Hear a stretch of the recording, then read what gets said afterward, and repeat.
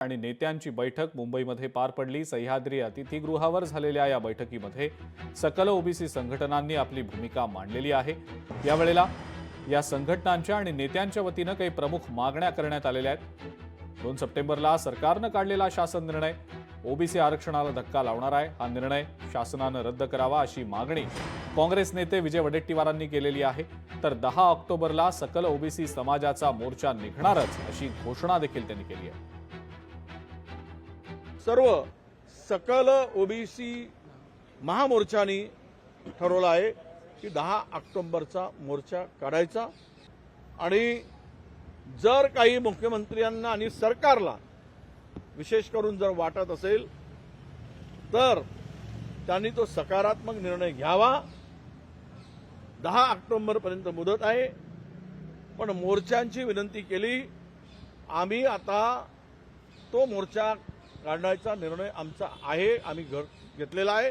आणि कोर्टामध्ये आता 5 तारखेला ज्या केसेस टाकल्या आहे ओबीसी समाजाच्या काही व्यक्तींनी की हा GR चुकीचा आहे किंवा हा जो GR काढला तो 2 सप्टेंबरचा तो चुकीचा GR आहे, त्यावर काही कोर्ट केस केलेले आहे हायकोर्टमध्ये।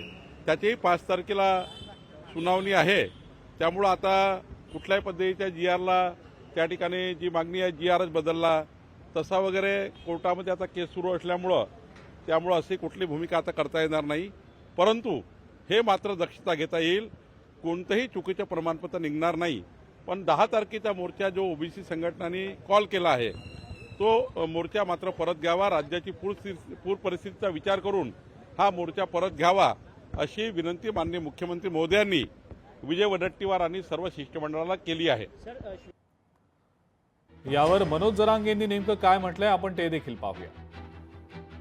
GR रद्द होणं एवढं सोपं नाही। आमचं हक्काचं गॅजेट हे, आमचा सरकारी दस्तावेज आहे, सरकारी महसुली पुरावा आहे, तो टप्पर नाही कोणाची, ओरिजिनल आरक्षण आहे, ओरिजिनल खरं मराठ्याचं कुणबीचं। आणि मराठवाड्यातला सगळा मराठा कुणबी आहे, कोणीच काय करू शकत नाही। इथं काय तुम्ही जी घाट घातलाय ना, मराठ्याचे अधिकारी, मराठ्याचे नेते आणि मराठ्याचे व्यावसायिक संपवायचे ते थांबवा, नाही तर तुमच्यावर लय बेतन। आणि दुसरा घाट घातलाय तुम्ही मराठ्याला आरक्षण नाही मिळून द्यायचं, हे बी थांबवा, नाही तर देवेंद्र फडणवीसपाशी तुमच्यामुळं ह्या ओबीसीच्या 2-4 मंत्र्यामुळं फडणवीसपाशी मराठीचे लोकसुद्धा नाही राहायचे। लोकशाही मराठी ऐका, पहा, जागरूक रहा।